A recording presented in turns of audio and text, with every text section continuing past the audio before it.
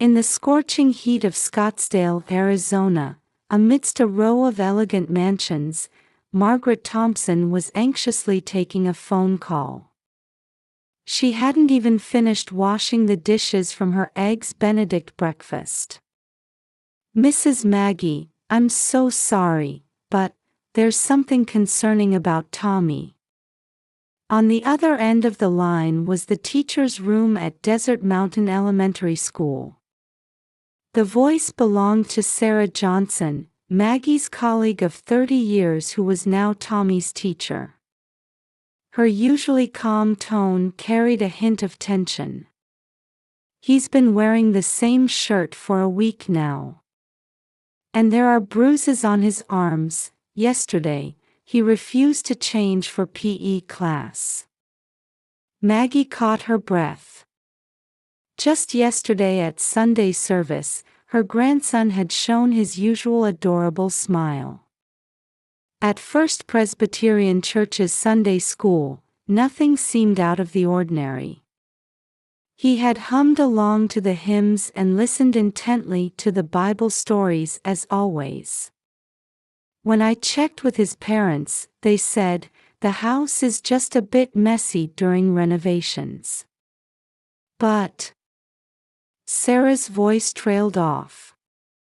In Maggie's mind flashed the social media posts of her son David and his new wife Ashley. Photos showing perfect smiles.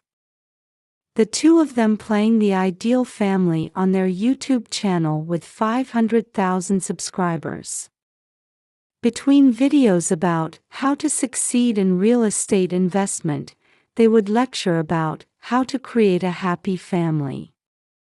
"Mrs. Maggie, we teachers have a duty to report. But I thought first, you might." Outside the window, Scottsdale's merciless sun beat down relentlessly. In her air-conditioned room, Maggie felt an icy chill of anxiety. Her lunch plans with her book club friends suddenly seemed very distant. A year ago, when Ashley joined the family, things had started to change gradually. A beauty influencer boasting 300,000 Instagram followers, she played the role of the perfect stepmother. It had been just 2 years since David's first wife, Tommy's mother, had died in a car accident. Their marriage had been sudden. Lately, Ashley had been posting more about her fertility treatments. Under the title, "Dreams of a New Family," she shared her journey on social media. Each post garnered tens of thousands of likes. Below them, David would always comment, "Best wife ever," or "Such an understanding mother." Maggie stood up and looked out the kitchen window. The spire of First Presbyterian Church gleamed in the morning sun. Tommy had been with her as usual on Sunday. Come to think of it, he did seem a bit thinner. But when they had ice cream together at AJ's Fine Foods, his smile had seemed genuine.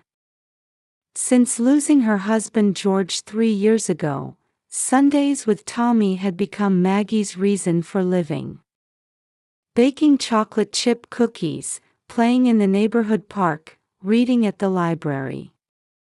These promises had become their mutual support. She remembered discussing how to recognize child abuse at the Retired Teachers Association meeting. The words, "children's changes always show up as signs," now came back to her with new weight. "Thank you, Sarah. I'll check right away." After hanging up, Maggie stared at the photo on her refrigerator. It was taken the day she decided to spend every Sunday with Tommy after her husband's funeral. Her grandson, only 4 at the time, had tried his best to smile through the grief. Maggie made up her mind. This might be a danger signal that her instincts as a former teacher were picking up. Her more than 30 years of teaching experience was whispering, "Something's wrong." She canceled her yoga class and grabbed her car keys. As she drove through Scottsdale's quiet residential streets, she thought with an almost prayer-like feeling, "Please, let this just be me being overanxious." But deep down, she already knew. She had to act now. At 2 p.m., under Arizona's merciless sun, Maggie's car quietly pulled up in front of David's mansion.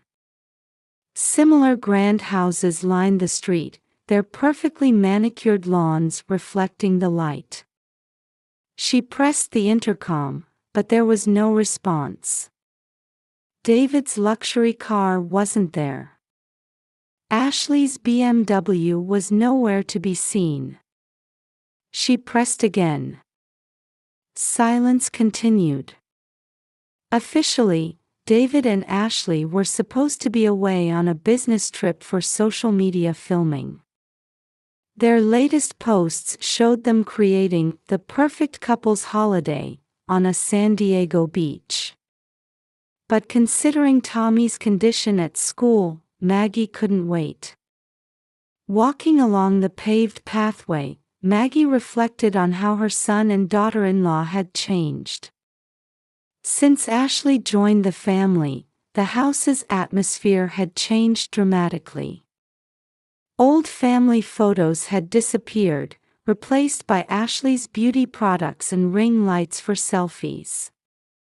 Even Tommy's drawings had quietly vanished from the walls.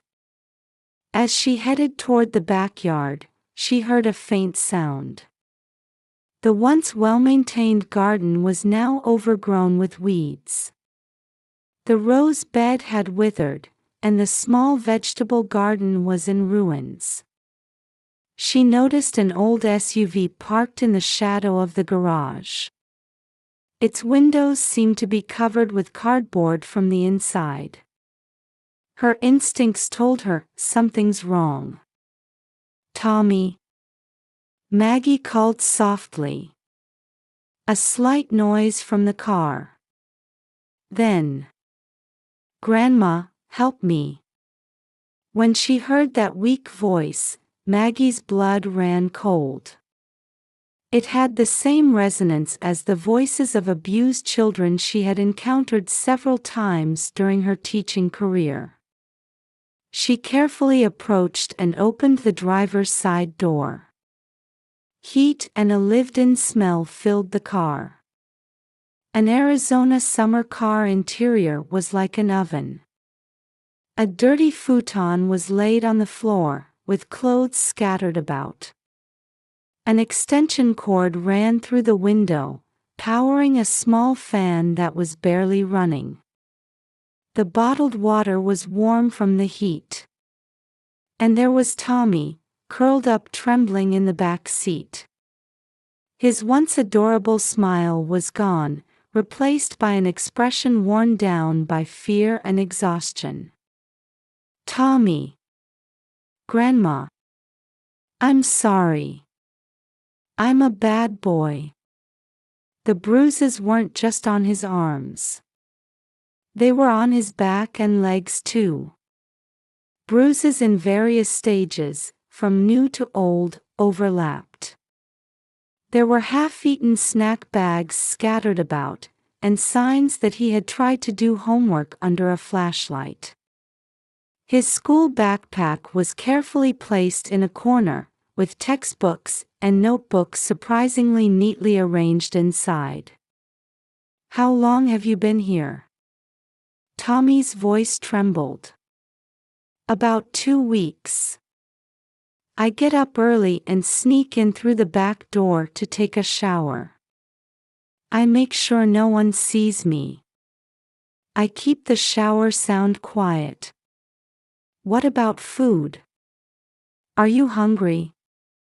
"School lunch, and sometimes Mommy brings me bread." "But..." Tommy choked on his words.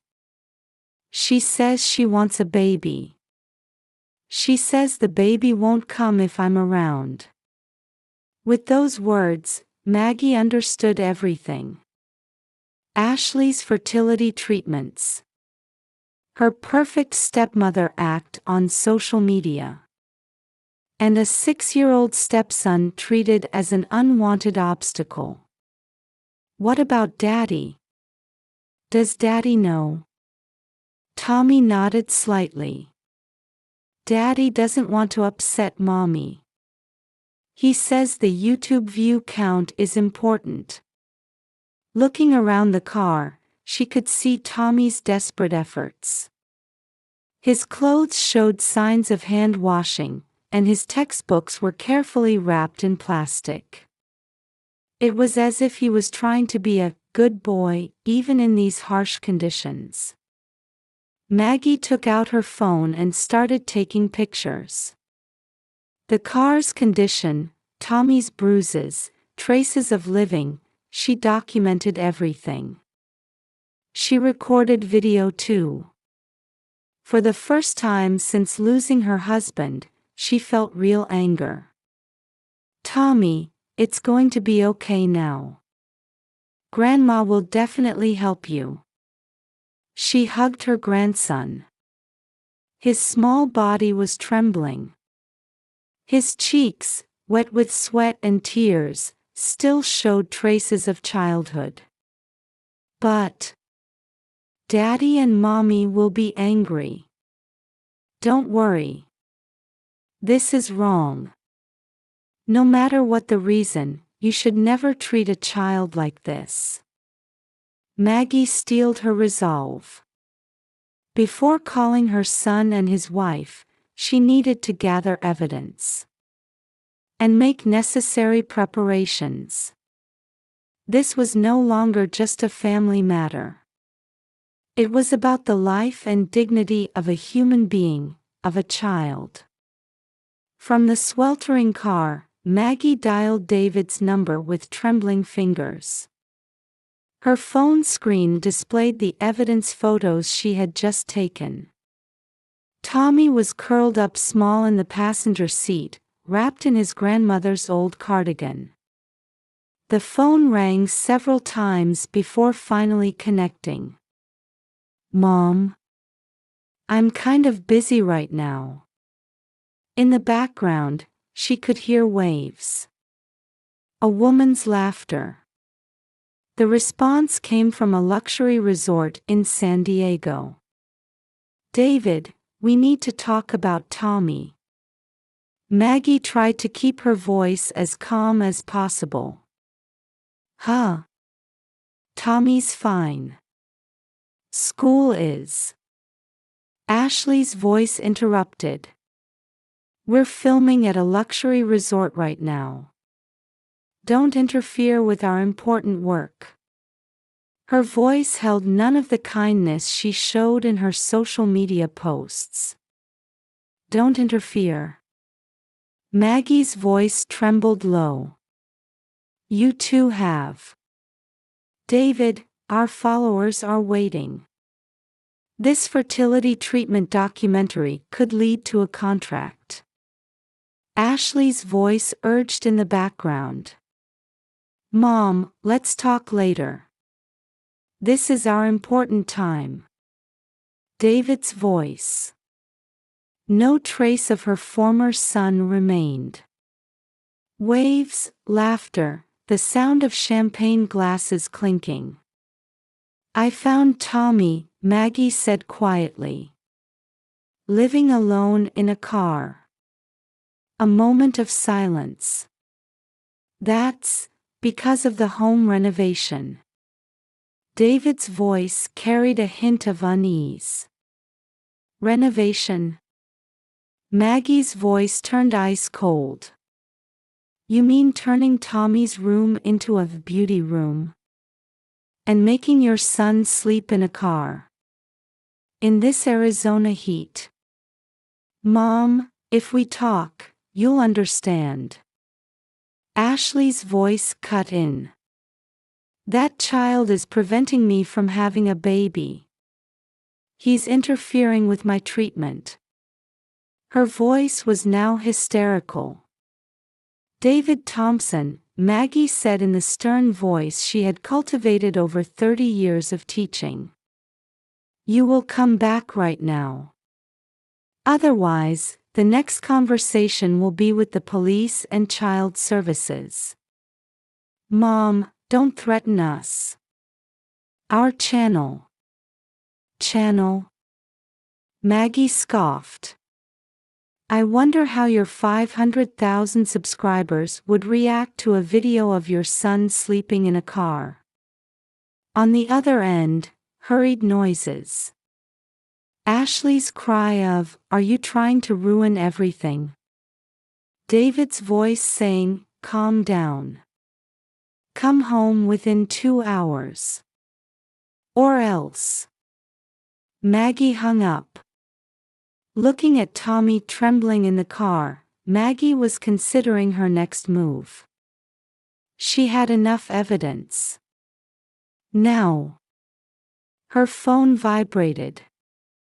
A flood of messages. Mom, please. Don't ruin our lives. This is none of your business. Don't interfere. We can settle this for any amount. Maggie ignored them all. Instead, she called Jennifer, a former student who now worked at Child Services. Jenny. This is Margaret Thompson. It's an emergency. While she explained the situation on the phone, another police car arrived. Neighbors were peering from their windows. Some were pointing smartphones. Tommy, Maggie spoke gently to her grandson. Things might be a bit difficult for a while. But Grandma will always be right here with you. Daddy and Mommy will be angry. Tommy's voice was filled with anxiety. Sometimes, adults make wrong choices. But you're not at fault. Absolutely not at fault. Maggie took a deep breath. In over 30 years of teaching, she had faced numerous abuse cases. But this was different. This was abuse by her own son. Betrayal of her own grandson.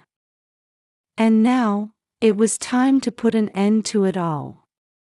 Police sirens echoed through Scottsdale's elegant residential area. Red and blue lights crossed over perfectly manicured lawns. Breaking the silence of the upscale neighborhood, David's Porsche screeched to a halt. What is the meaning of this? David jumped out of the driver's seat, still in his beachwear. His eyes behind his sunglasses were filled with anger and fear. Ashley got out of the passenger seat.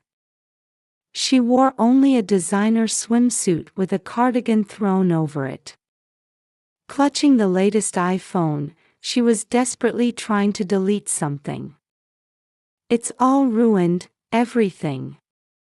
Her muttering had taken on a hysterical tone. Then, Child Services worker Jennifer Wilson approached. Mr. David Thompson, Mrs. Ashley Thompson. This is a misunderstanding. David shouted. The house is under renovation. Renovation? Maggie said as she got out of the car. Then what's this? Photos and videos recorded on the smartphone. Evidence of life in the car. Tommy's bruises all over his body. Neighbors were coming out onto the street one after another. Residents of the luxury neighborhood.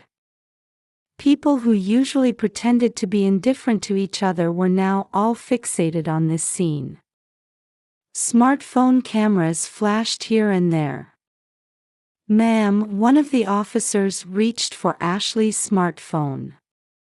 Due to suspicion of evidence tampering, we'll need to temporarily confiscate that device." "No!" Ashley screamed. "My followers want to see a perfect family. That child is in the way. I want a baby." Her voice turned hysterical.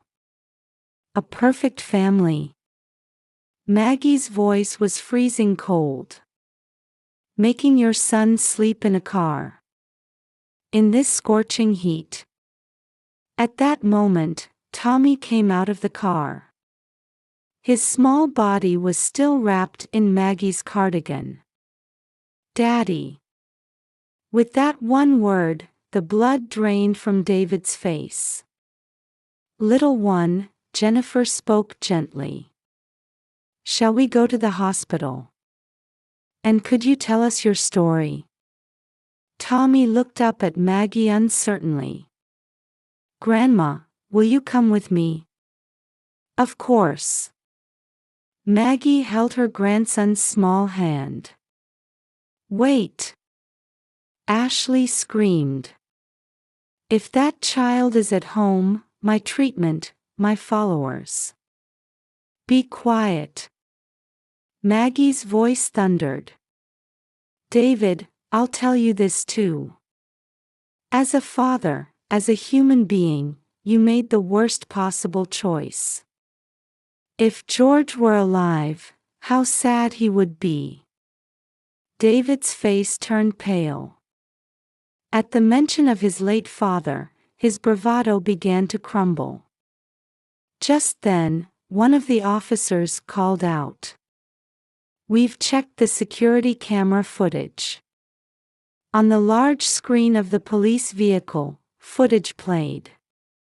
"Get out. You're just in the way." The footage showed Ashley forcing Tommy into the car. "Daddy, it's cold. Bear with it. Do what Mommy says." David's cold voice. Sighs escaped from the neighbors. More smartphone cameras appeared. "This is clear child abuse," the officer said. "Both of you will need to come to the station." Just then, Ashley's smartphone rang. A message from her agency appeared on the screen. "This is trending on social media. All contracts terminated." Then David's phone too. "Abuse allegations spreading. Channel suspended." Ashley's scream echoed through the residential area. "My life, my followers." David just stood there, dumbfounded. No trace of the former successful man remained. The perfect father from social media was gone. "Tommy," Maggie hugged her grandson. "It's okay now. No one can hurt you anymore." The child services worker was preparing documents. Officers were handcuffing David and Ashley. And the silence of the residential area was completely shattered. Maggie walked toward the ambulance, still holding Tommy. "Grandma," Tommy said in a small voice. "I don't have to sleep in the car anymore." "No, I will never let that happen." Maggie's voice carried strong determination. As the sun began to set over Scottsdale, a new wind was beginning to blow. 6 months after the incident, on a winter morning, Arizona's gentle sunlight warmed the kitchen of Maggie's new home. She had sold her previous house and bought this one near Desert Mountain High School for her new life with Tommy. A lemon tree was planted in the garden, and a small vegetable garden had been created. "Grandma, I finished my homework." Tommy's voice rang out from his room on the second floor. Unlike his previously frightened voice, it was now full of confidence. "Well done," Maggie answered with a smile. On the kitchen counter, chocolate chip cookies were waiting to be baked. The walls were decorated with Tommy's new drawings. Through twice-weekly psychological counseling, he had gradually become able to express his past trauma through art. From dark-colored card drawings to brightly colored family pictures. The change was definitely progressing. "Good morning, Maggie." Sarah Watson from next door called over the garden fence. As the leader of the local neighborhood watch, she actively helped keep an eye on Tommy. "Would it be all right if I took Tommy to the park with my kids after school today?" Maggie nodded happily. The community's support was more heartening than she had imagined. The members of First Presbyterian Church had also warmly welcomed Tommy back to Sunday school and continued to pray for his recovery. On the table lay a newspaper with coverage of the incident. Influencer couple receives prison sentence for child abuse. Shocking case exposes dark side of social media. David and Ashley were imprisoned in separate facilities. The sentence had been severe: child abuse, neglect, and attempted evidence tampering. Ashley's fraudulent posts about fertility treatments were also scrutinized as fraud. The incident had sent shockwaves through the social media industry. What was really happening behind the facade of perfect families? This case would likely be remembered as a cautionary tale about the dangers of prioritizing viewer counts above all else. "Hey, Grandma," Tommy came down the stairs, speaking somewhat hesitantly. "What is it, dear? Do you think Daddy and Mommy are really reflecting on what they did in prison?" The question carried his lingering attachment to his parents and complicated emotions. Maggie sat down beside her grandson. "Those two need a lot of time, sweetheart. Time to think about what they did wrong, and what a real family truly means." In the rehabilitation program, David had begun showing signs of change. Ashley, however, was reportedly still trying to justify her actions. "But remember," Maggie continued, "you're not alone anymore. You have Grandma. Your teachers, Mrs. Sarah next door, everyone at church, we're all on your side." Tommy nodded slightly. On the desk lay his school report card. His evaluation had changed from "needs attention" to "excellent." He had made more friends and was enjoying his break times. The aroma of cookies wafted from the oven. "I'll help." Tommy jumped up energetically. Gone was his former withdrawn demeanor. "Oh, and today is book club day," Maggie said. "Everyone wants to see you." The book club members had been devotedly supportive over these 6 months. Starting with reading stories aloud, Tommy could now choose and read books by himself. Outside the window, neighborhood children rode past on their bicycles. Among them was Tommy's best friend Jason, who waved and called out, "Let's play after school." "Can I go?" Tommy's eyes sparkled. "Of course. But first." Maggie took the cookies out of the oven. "Let's taste these fresh from the oven." They laughed together over cookies. Maggie felt anew how precious these simple moments of happiness were. In the mailbox at the front door was a letter from Child Protective Services. It was official notification that permanent custody of Tommy had been transferred to Maggie. A new kind of family. Perhaps not perfect, but one bound by genuine love and real connections. The loneliness of living without her husband George still pierced her heart at times. But her days with Tommy were surely giving new meaning to her life. "Grandma," Tommy said, his mouth full of cookie. "Thank you for saving me." Maggie hugged her grandson. What a journey they had made from that small "help me" she had heard in the car.